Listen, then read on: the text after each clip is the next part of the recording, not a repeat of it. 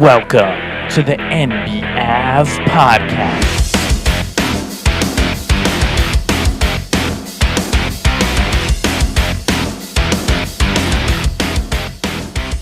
Welcome back to NBAVE, the NBA Avenue podcast, and we have a real treat here for you today. We have the NBAVE dad, or the NB dad, is here in the building, fresh off of going to Footprint Center last night. How's it going? Oh, wow. It was a great game last night. So excited to be here to share in this podcast. It was exciting. It was the game of the year that we were all looking forward to. It was the Phoenix Suns against the Philadelphia 76ers. Yeah, what they lacked in having Embiid, they made up in having Ricky Council. There were names on those jerseys that I've never heard of before, but they were trying hard. It was exciting. There was a reverse dunk by Ricky Council, the fourth. Can't wait to see what the fifth winds up. And it was just such a great night. Section 202, dead center, way up high, great view of everything. It seemed like the Suns were just going through a workout. They did enough to win. A lot of talent on that team. Yeah, the NBAV press credentials at this point didn't really get us down onto center court, but I will say that walking in with the merch, tons of people were checking out the NBAV merch, gave out several of our cards for people to follow us on all the socials.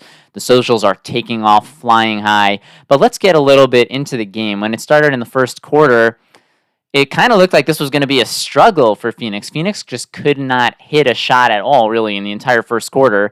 And on the opposing side, it's not like Philly was shooting the ball out of the building. We had Tyrese Maxey, the marquee player, the guy who's putting up like 30 a game in Embiid's absence. And if you had to judge it by this one game, what as someone who's not really seen very much Tyrese Maxey basketball, what would be your impression of Maxey off of last night's game? Not very much to say. It was probably his worst game of the year. Or you could look at it differently. You know, Phoenix, they really played great defense. I know Embiid was missing, but they were all over, double teaming, trapping Maxey, and it showed. What was interesting about the beginning of the game is both teams weren't really playing well, and I made a joke to the folks around us that didn't look like either team was going to break 20 points in the first quarter, but after that they seemed to get their wind under them, and it turned out to be a pretty fun game.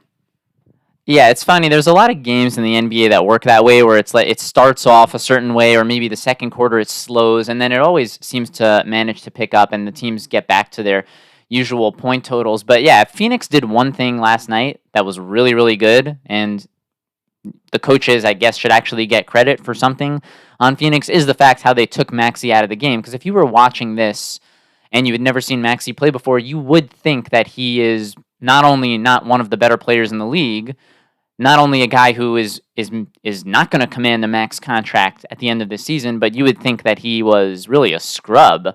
I mean, he isn't a guy who has a bag. That's what the kids call it today. They say, like, when a guy has a lot of moves, they have the bag. He doesn't have much in his bag. He's really athletic. He has a great what's the word? He's like a great character. Like he's smiling. He's always happy to play basketball, and he usually gets to the hoop and hits threes, but he doesn't have like an array of versatility in how he gets that done, like a Kyrie Irving would.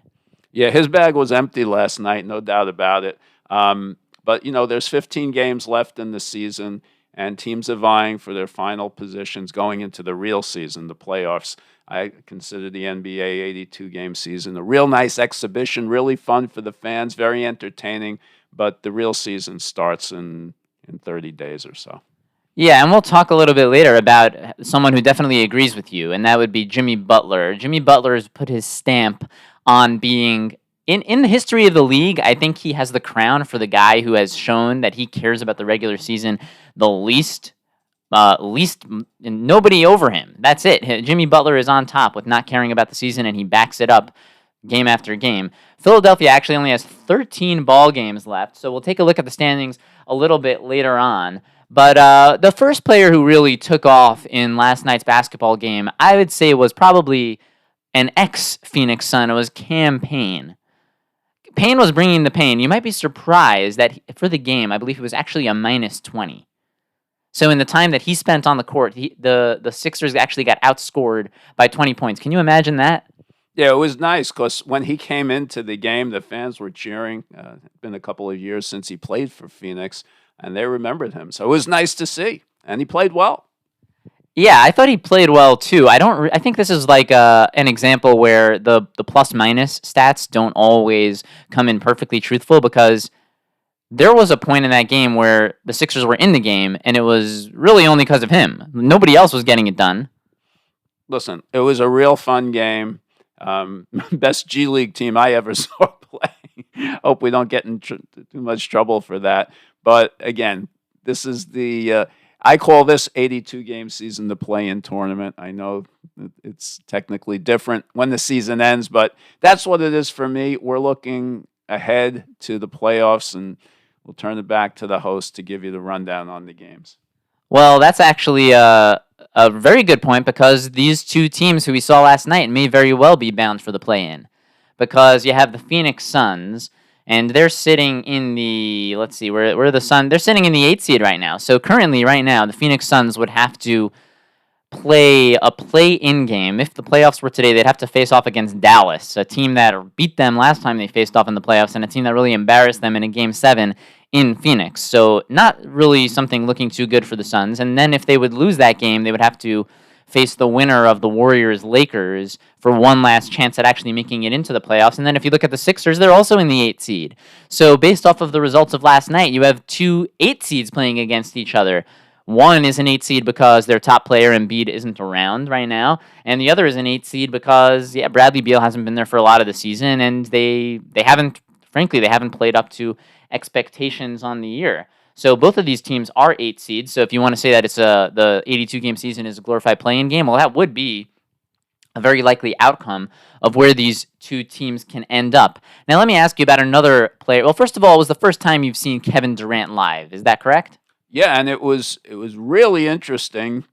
He became, I believe, the 8th leading scorer in the history of the NBA last night. They announced it, put the spotlight on him. It was a really nice moment for Kevin Durant, a superstar, one of the best players to ever play the game, and also maligned for moving from team to team. He's fantastic. I mean, he gets the ball anywhere on the court. He can turn around, get his shot, make it look easy from 10 feet or from 30 feet. A real amazing talent. What's interesting is they have the trainer on the court before the game stretching out his legs. That was kind of odd to me. I thought they should do that in the locker room, but his legs are longer than I am. So it was really nice to see him. He's a great player. Yeah, it's kind of funny to watch him laying down like he's in bed on center court as they're about to do the pregame rituals there and get the crowd into it. But it's really funny when you see him lying down like that. You could see just how tall the guy is. It's just ridiculous. So I've seen him in person many times now, and after watching him a great deal, and really the same goes for Booker, where I know when they're going to score as they're shooting the basketball. I know their moves. I know how they're like. Okay, right now he's in position. If he misses it, he misses it. But after seeing enough of Kevin Durant and Devin Booker, it's pretty obvious when they're going to start doing some damage. But Kevin Durant wasn't the only guy about 7 feet tall who was in the ballgame. You actually had, on the Phoenix side, you had 3 different guys in the game who are either 6'11 or 7 feet tall or more. And the other 2 guys we had was one guy who I told my dad before the game, this guy is talented, but the problem is he's an idiot. And that is Yusuf Nurkic. So I believe you described him as a train wreck. Was that the correct wording? Yeah, he makes the easy shots look really hard. The easy passes he turns into turnovers. But he's a force. He's a big guy in the middle. He takes up a lot of the space. He has athletic ability. Someone just has to tell him to relax a little bit and dunk the ball when you're 2 inches away from it instead of passing it. But he was fun to watch. Yeah, he kind of reminds me of one of our favorite radio hosts, Mike Francesa, who used to talk about Kristaps Porzingis, another guy, very talented, who played for the New York Knicks, and if Mike would always say that if he could just turn the ball over one shoulder and just lay it in, he would be able to score 30 points a game very easily in this league. And you kind of feel the same way about a guy like Nurkic. The best thing you could say about him is just that he's a force. He's a massive body. He has all the ability in the world, but he just can't get out of his own way. He tries to be the point guard. He's not a point guard. He throws the ball away, and he makes so many stupid plays across the course of a game that it's just how much talent can you throw away? Can we get someone in his ear and tell him to get it straight and maybe just do less? Try to do less, and that'll actually contribute more. Well, I really want to talk about my favorite player that I saw last night. I can remember the first real giant freak of nature that came into the NBA many years ago, Manute Bol. He was 7'6" from Africa, and he was a toothpick, and he was tall. With his arms outreached, he could block any shot from anywhere, anytime, didn't have a lot of athletic ability. And now, last night, in Phoenix, I was able to see his son. Can you believe his name is Bol Bol? I love it. The guy shoots from three-point range. Swish, swish, Bol Bol. Yeah, so actually I can, because as someone who puts out a daily NBA show, we're all pretty aware of Bol Bol. We are. But, yeah, it is awesome to watch him. What's kind of hard to understand is it seems like when he plays well, Phoenix doesn't always capitalize and keep him in the ballgame. Like, he must have there was a stretch where he must have scored like 10 points.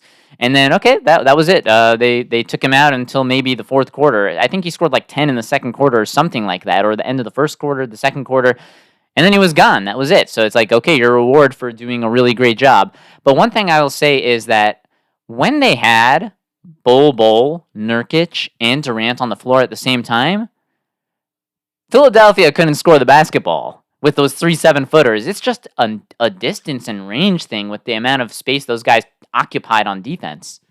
Yeah, no, it is. They used to call the Twin Towers when they had two tall people on the court. I don't know what you call this, the Three Mountains. It was awesome. And everyone else looked like a midget compared to them running around. I got to tell you, the NBA in-person experience is just fantastic. Last night, when they introduced the teams, there was fire being shot off. The gorilla was jumping all over the place. Every experience in the NBA, it doesn't matter where you go, is so exciting. It's so much fun. You don't have to know anything about basketball like me, but it's great. Bring the kids, bring your wife, bring your friends. NBA. Yeah, NBA is really the best in-person experience, I believe. I mean, I also enjoy the odd boxing match, UFC fight. That's great in a different way, but if you want to take the constant action and flow of the game, especially now after the All-Star break where they've started to give a little bit more leeway and not call as many fouls as they did earlier in the year, it's a really amazing product because you can clearly see the face of every player.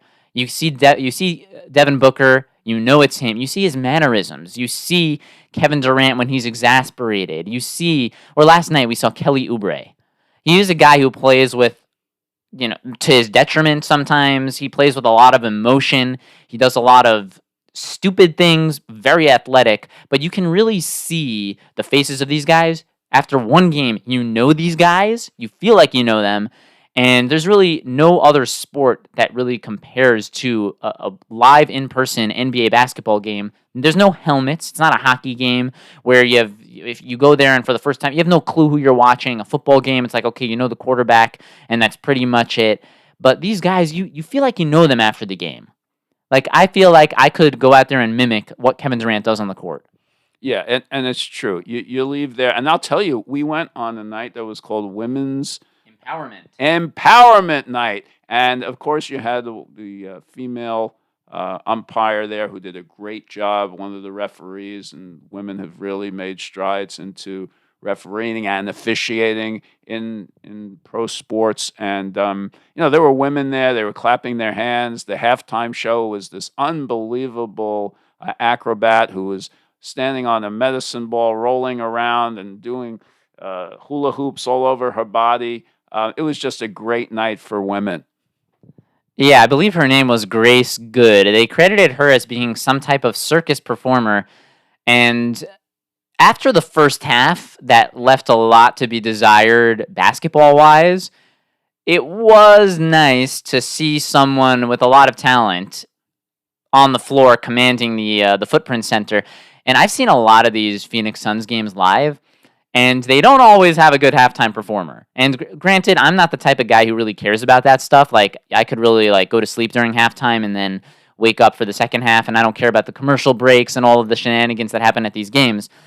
But I will say, after seeing many of these different performances, you're lucky that last night you got Grace Good hula hooping 70,000 hula hoops on herself while on one foot on top of a rolling ball. That was pretty awesome. And you didn't get the tribal dance crew. Like they had at other times I've been there, they've had like this silly tribal dance thing, and not to, I don't know what tribe it was or whatever ancient thing it was, but it's just weird to see like a bunch of ladies doing a very slow dance on an NBA court at halftime.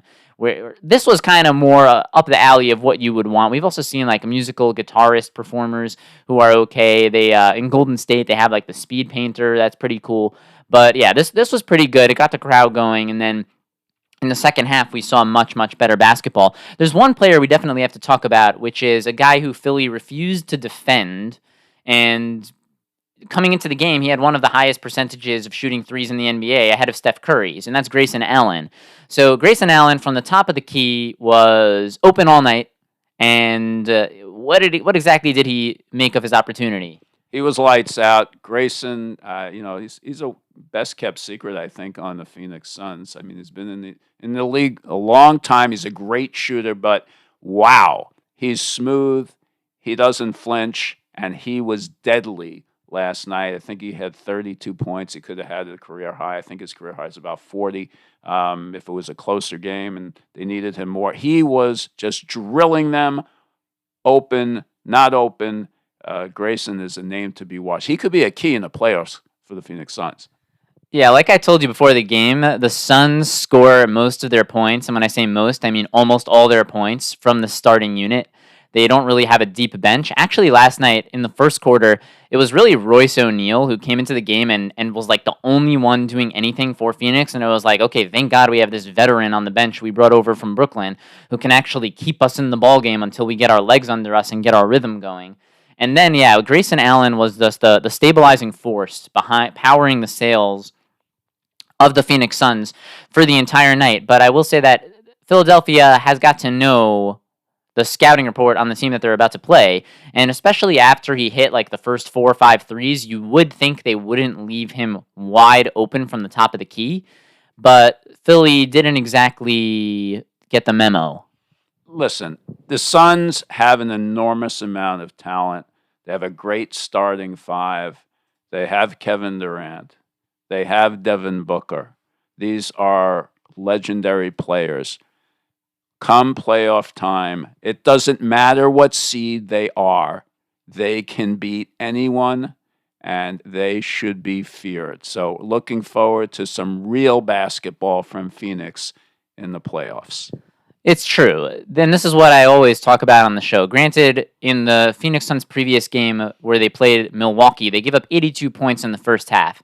And that's because they don't always bring their A game on effort. But in the playoffs, you will see them be bringing their A game consistently. And last night also, I wouldn't say they brought their A game against Philly. It was still enough to beat Philly by double digits, and the final score was closer. It was 115-102, so it was only a 13-point game by the end of it, which was closer than really the game. This could have just as easily have been a 30-point blowout as a 15 or a 13-point blowout that it was. But yeah, the Suns are going to be extremely dangerous. The problem is, if they're in a play-in game, you're really putting your whole season on one or maybe two or a 1-2 chance of making it into the playoffs, and you don't really want to take that chance. What if they face off against Dallas in the first play-in game, and then they lose that, and then they have to face off against Golden State in the second one? That's not exactly a gimme to get into the playoffs. Listen, the level of play in the NBA is at its highest it's ever been. The athletes are the greatest they've ever been. The shooting is out of this world. There's not a team that doesn't have one or two deadly shooters. It doesn't mean they're great basketball players, but just the skill level is out of this world. It's never been matched. You had a Jerry West who was a spectacular player, but now you have Steph Curry, and everyone is getting closer to Steph's ability from three-point range. There have to be at least 20, 25 deadly shooters in the NBA. And when it comes playoff time, whoever is hot at the right time can beat anyone on any given day. The longer the series, usually the best teams win. But it's just so exciting. Can't wait for the playoffs in the NBA. Yeah, and if Philly keeps trending the way that they are, you may not be seeing very much of them in the playoffs, but I guess what can you really do? You have a lot of stock in your number one player, Joel Embiid. And then last night we didn't even get to see Tobias Harris, who I know Philly fans are exasperated with him, and he doesn't always give you what you want. He doesn't play to the dollar sign that's on his contract for what he's being paid, but without the two of them on the court, they really didn't have very much there. The only, you have Nicholas Batum, who played 38 minutes the previous game. He played 24 minutes last night. He actually scored 8 points, which is pretty good for him at this point. But just to add an actual NBA player, a veteran player, someone who makes it look like there's an NBA team on the court. And I believe when you saw Kyle Lowry on this team, you were like, Kyle Lowry? Like, what's Kyle Lowry doing on Philadelphia? And the way he got there was, I believe, Kyle Lowry was on Miami, right? He was helpful for them last year, but this year he hasn't really brought that same oomph off the bench.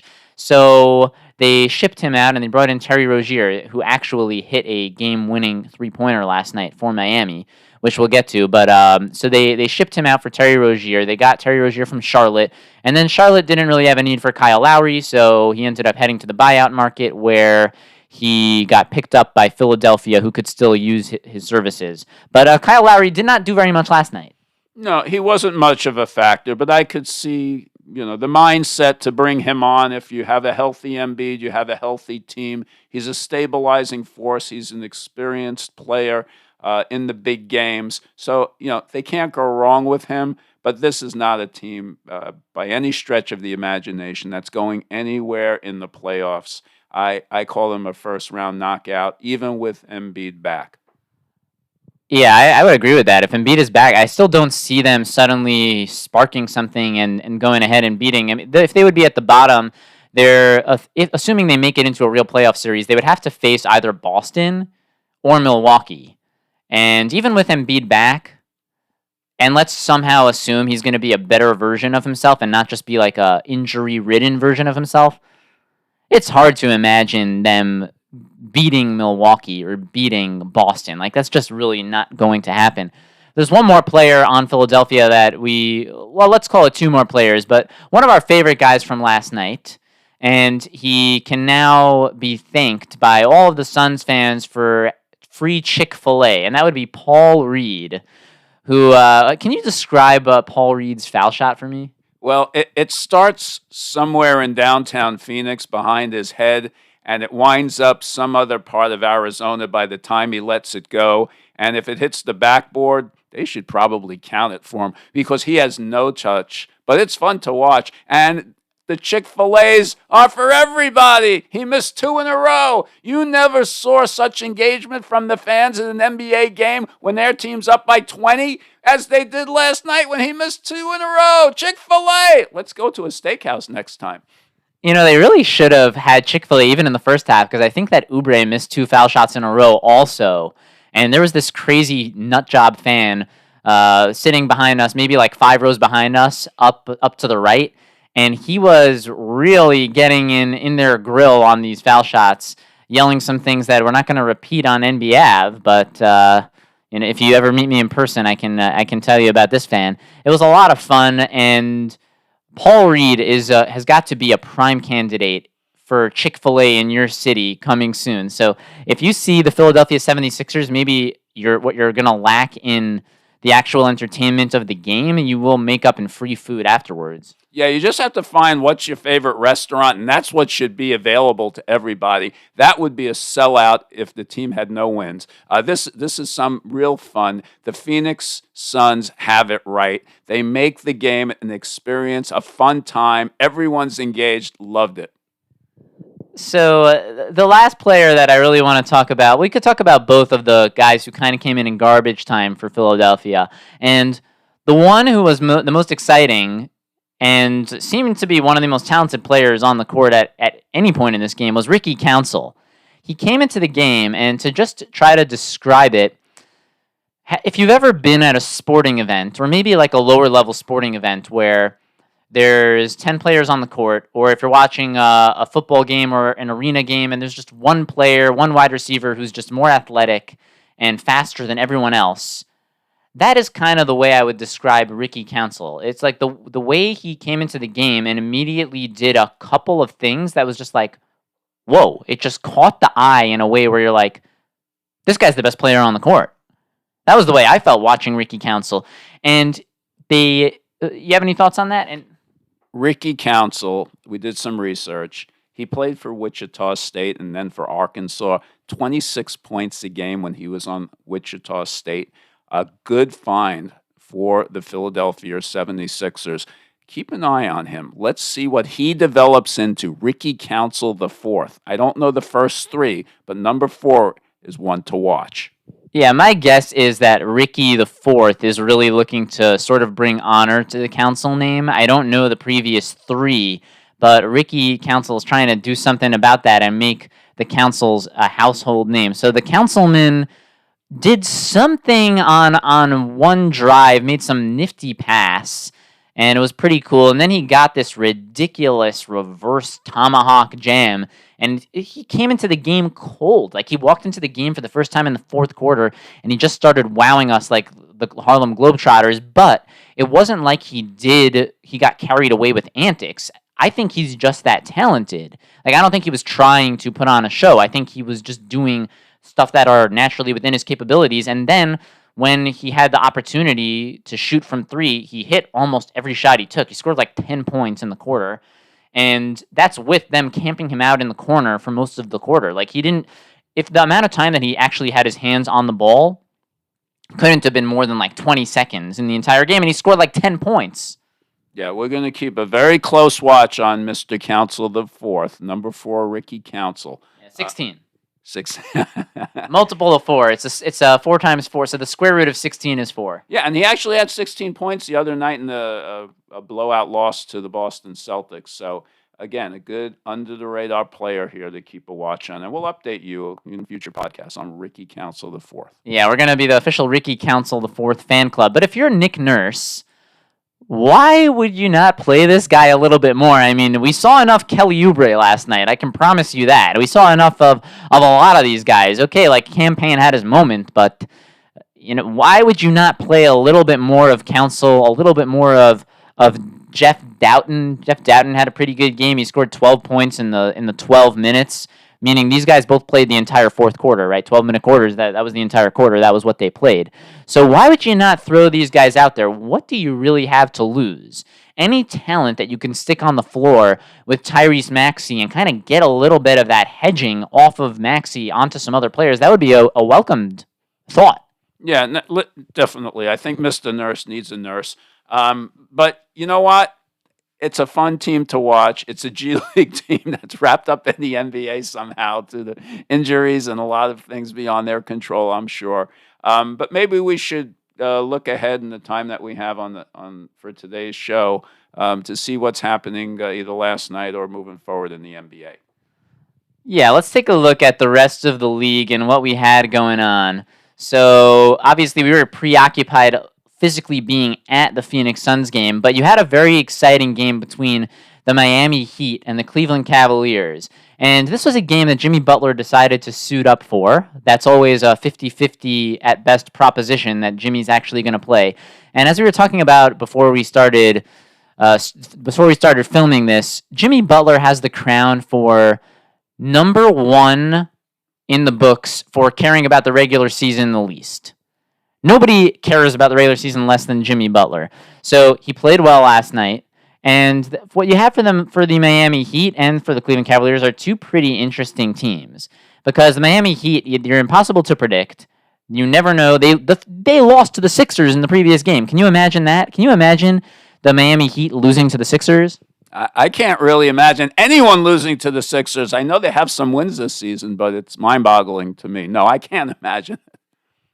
It's hard to imagine anyone, the Sixers beating any team, but they did beat the Heat the previous game. And now the Heat come back and they beat the Cleveland Cavaliers, who are the 3 seed. Granted, the Cavaliers did not have Donovan Mitchell playing last night, but the Cavaliers are still a very talented team.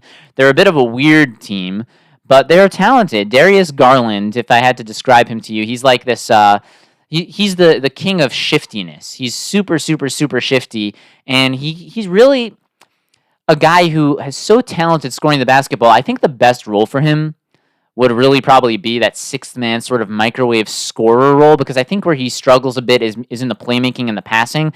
But in terms of the scoring, if he could play the Malik Monk role for like Monk does for Sacramento, and he could play that for Cleveland, which maybe is a good way to play him. Maybe instead of playing him with Mitchell, maybe it's you want to sort of have him come in when Mitchell is out. But they have to figure that out a little bit more. Donovan Mitchell actually got some sort of surgery for something to do with his nose, and just trying to get that right before the playoffs. But the Cavaliers have a lot of talent, even with Mitchell on the sideline. Niang has been a revelation for them this season. I really love watching him. He's been playing with such fire. They have Jarrett Allen, who has his pluses. He has his minuses. Karis LeVert is another very confusing guy. He's actually been healthy this year, so that's been a pleasant surprise for Cleveland. And then they have this short white guy, Sam Merrill, who just comes in and he's unconscious from 3-point territory. And then they've actually been playing Marcus Morris Sr. and Tristan Thompson. Can you believe that? Tristan Thompson is back in the NBA on a team playing real minutes. He probably thought that LeBron was still on the Cavaliers. Someone should wake him up. I'll tell you, that last year the Knicks knocked them out in the playoffs. They seem like a better team this year when they're healthy and Donovan Mitchell is on his best. So it'll be interesting to see how they perform in the playoffs. And Jimmy Butler is a legendary player, Hall of Famer. What he did last year, bringing a team that was of average capability to the finals, it was really incredible. A friend of mine said that Jimmy Butler was not right. He's a big Miami Heat fan. He said he got hurt in the Knicks series, and he never really recovered. So listen, what he did, regardless of how he was feeling, was incredible. And he's your money player come playoff time. And that's really the problem with the way the Miami Heat have operated so far in the season, is that you want to preserve Jimmy Butler and not have to make him play unnecessary play-in games. You don't want to tax him more like they had to do last year. Last year, they played the first play-in game. They actually lost to Atlanta in the play-in, and then they had to come back and win the second play-in game just to get in. So they had to play 2 extra games, and then they had to go 7 games against Boston, amongst other series. They had to beat Milwaukee. So, and then on the way, by the time they got to the finals, Jimmy Butler wasn't himself. So how can you go into this season and not try to make a real play to get out of this play-in territory and move into actual playoff territory and not have to play extra games? And that's really the problem. But Terry Rozier, he's not really a guy I would describe as a Miami Heat type of system player. He's kind of just, I will take whatever shot I want. He's kind of a free-for-all guy, so it's interesting to see how he's fitting in the Miami system. But last night, you saw why they brought him in, because he's not scared of the moment. His nickname is Scary Terry, and that's why. He's not. It's not because he's scared, it's because you got to be scared of him, because he's clutch. He can hit any shot at any time, and that's what he did last night, hitting the game-winning 3, and Cleveland actually got a shot off at the end. I think if they would review it, they would see that they probably messed up something with the clock, because there was like 2.8 seconds left on the clock, and they somehow inbounded the ball. They threw a sort of a Hail Mary pass down the court, was caught by Jarrett Allen. He had time to then give it off to Garland, who then took a dribble and still shot it, and somehow it seems like the shot got off, it hit the front rim and missed. That would have tied the game, but I wonder if that actually would have counted. It seemed like a very exceedingly long 2.8 seconds on the clock, but Miami Heat continue to be a team that's impossible to predict. One of several teams like that in the NBA this year. They get the victory, and we'll look at the standings shortly. You had the Pacers marching into a place that you would love to go to, not for any particular reason other than you'll probably get a win. And that's against the Detroit Pistons, the dumpster of the NBA. So the Pacers get their victory 122-103. The Celtics had a game against the Bucks where they narrowly pulled out the victory, but we can't focus on it too much considering that Giannis wasn't available in the game. I will say what's good for the Milwaukee side is that Chris Middleton is back, and he seems to be fairly healthy. And he played 33 minutes last night. He got 22 points, 6 rebounds, and 6 assists, and you just want to see him back on the court, because that's what you're really, really going to need to round this team out during the playoffs. And that was one of their problems, where after the All-Star break and even before the All-Star break, when Doc Rivers became the coach, and they didn't seem to be playing like themselves the way they should be with Giannis and with Damian Lillard, well, Chris Middleton wasn't there, and he's part of the glue. He's part of the championship that Giannis won, so it's very important for him to be back on the court. You also had the Sacramento Kings beating the Toronto Raptors. They blew them out, as they should. At this point, Raptors are playing for absolutely nothing. They have the good old Knicks players over there. You remember R.J. Barrett and Emmanuel Quickley? Oh, yeah. And at the time, I was going crazy when they sold those guys away. I liked them both, but boy, was I wrong. And I want to talk about the Knicks and their big game tonight, but let's finish out the scorecard first. Sure, we'll round it out. You have the Thunder, the top team in the West, beating the Utah Jazz, another team that you would love to see on the schedule for the remainder of the year. And then we had the game that we covered extensively, the Suns beating the Sixers 115-102 with NBAVE in attendance. The Clippers beat the Portland Trailblazers 116-103, and I told my dad about the excuse that DeAndre Ayton has. So he had 2 great excuses this season. You know, he goes by the nickname that he created for himself, Dominatin. Interesting nickname for DeAndre Ayton. It's not one that the fans gave him. I think it's more of a self-given nickname, like when Paul George called himself Playoff P. It wasn't because he ever did much in the playoffs. It's more so a self-given nickname. So DeAndre Ayton had 2 great excuses. One game he couldn't make it to the arena because there was ice surrounding his community, so the rest of the team was there except for him. And then he recently came out and said that he could not suit up. He got off to a slow start in the season because he was sleeping on an air mattress. What do you think of those 2 excuses? I think he is a legend in his own mind, and those guys don't stick around very long. Yeah, well, he's on the record famously for saying that he was playing, his goal as a player was to get to his second contract. Not exactly something that you want to hear from a guy who was the top pick in the NBA draft. I mean, he was literally picked 2 picks ahead of Luka Doncic. It just seems like the Suns have a head case in the center position. Well, maybe their current center's not a head case, but he plays like one. So anyway, they're going to have to figure it out in Phoenix. And DeAndre, boy, you'll be on another team pretty soon if you're still in the NBA. Yeah, so if the Suns could get a brain transplant at center, that would definitely be welcome. Maybe you can get Chris Paul's brain into Yusuf Nurkic's head, and that would be something that every Suns fan would definitely welcome. Final game of the evening, you had the Warriors blowing out the Memphis Grizzlies, which you definitely expect, but it was kind of a wholesome experience where you had Chris Paul, and Chris Paul actually said after the game that he was the AAU coach of Gigi Jackson. Gigi Jackson is this 19-year-old basketball prodigy. He's been in the NBA. He scored 35 points last night, and he's been consistently putting up massive point totals. This guy's the youngest player in the NBA, Gigi Jackson. And so it's kind of, it's nice, it's good to see, but yeah, Memphis doesn't really have a chance in any of the ball games. We look forward to next season for them, bringing back Ja Morant, and Desmond Bane is back on the floor, which is also good to see. So coming up tonight, we will have the Kings going out there to get another easy victory against the Wizards. The Pelicans and Magic, that'll be a great game because the Pelicans and Magic have both been able to take advantage of their easier games on the schedule, but now they're going to have a tougher one where they have to fight it out. They're both in similar position. I think they're both in the 5th seed. The Magic are the 5th seed in the Eastern Conference, and the Pelicans have held on to the 5th seed in the Western Conference, so it's a battle of the fives, and that should be a really good one. This game is in Orlando, so maybe you have to give Orlando a little bit of an edge in this one. Perhaps Orlando's record at home is is 24-9, and then their away record is 17-19. So they're actually not even a 500 team away, but they're on the road tonight. So I think maybe you're going to have to swing this game their way. They're 8-2 in their last 10. And by contrast, if you look at the Pelicans are also 8-2 in their last 10, and they've won their last 3. So pretty interesting.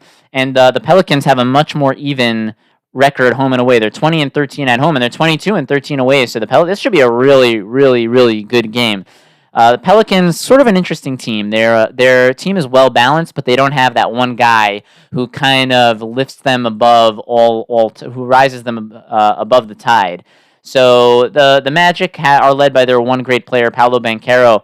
What do you think? Do you have any opinion on the C.J. McCollum, Zion Williamson, Brandon Ingram, Jose Alvarado Pelicans going against the Magic tonight?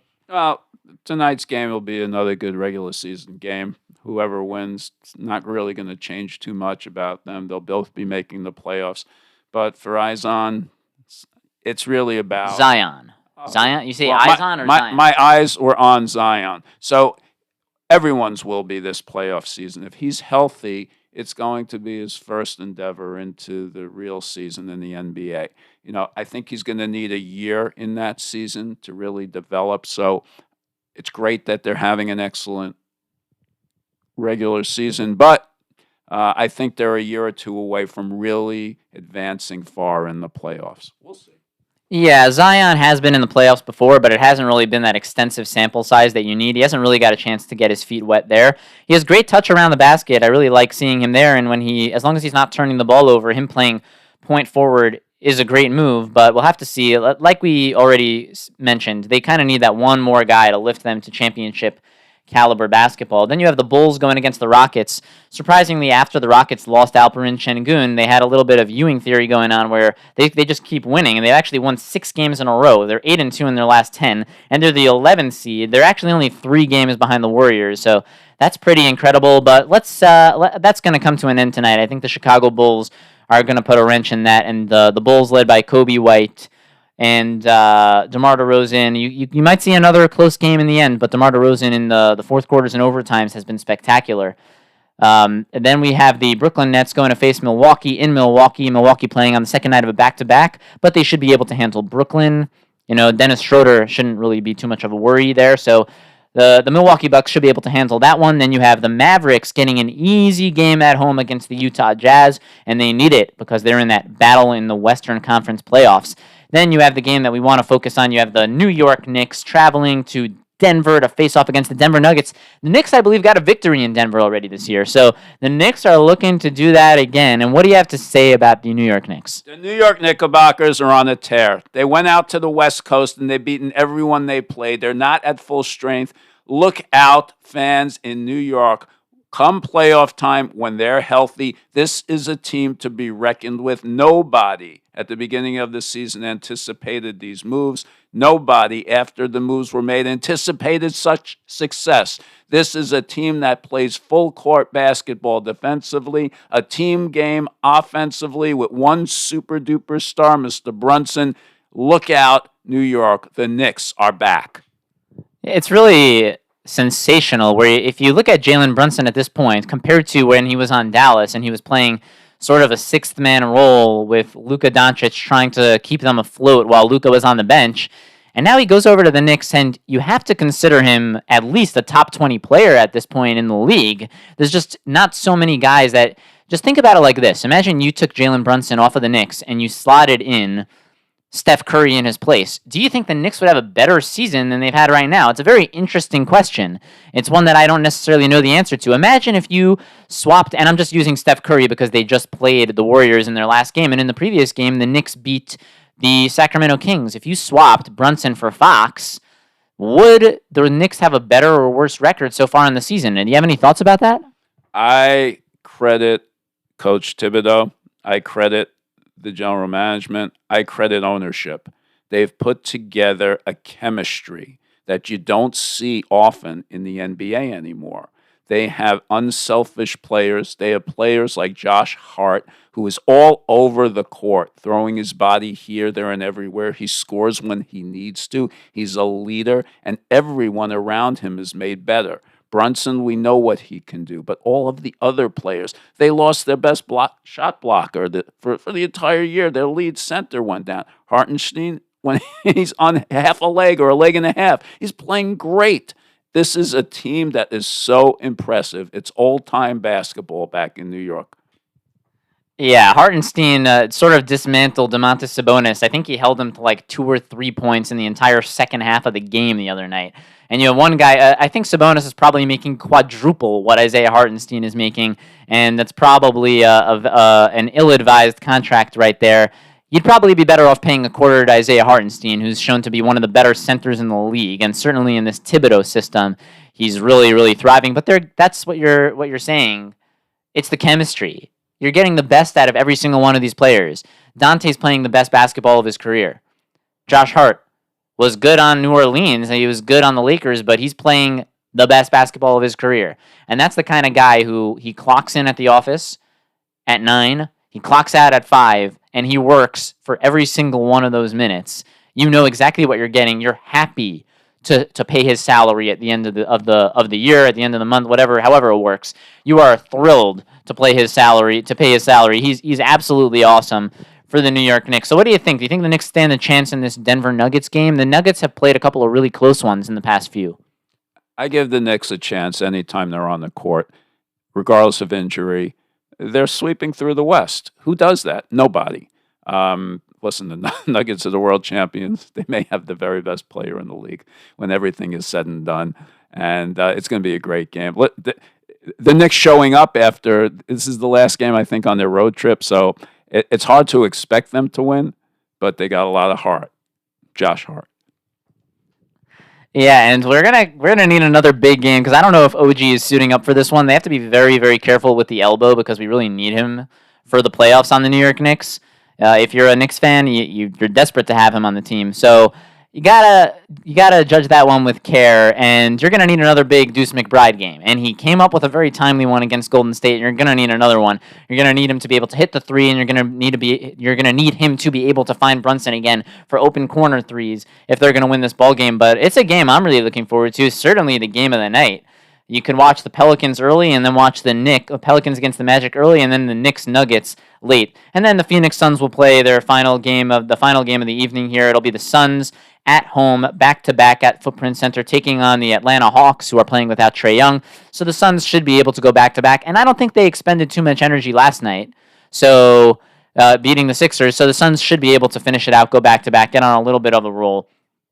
Just to run through the standings quickly, in the Western Conference, Thunder, Nuggets, Wolves, Clippers, Pelicans, Kings in 6, Mavericks in 7, Suns still in 8, with the second toughest schedule remaining on the season. So they really got some work to do. Lakers 9, Warriors 10, and then in the Eastern Conference, Celtics, Bucks, Cavaliers, Knicks, Magic. That has not changed. The Pacers in 6, and now the Heat getting the victory last night with the Sixers getting a loss. The Heat go up to 7 in a tie with the Sixers. So the Heat in 7, the Sixers in 8, 9, 10, Bulls, and Hawks.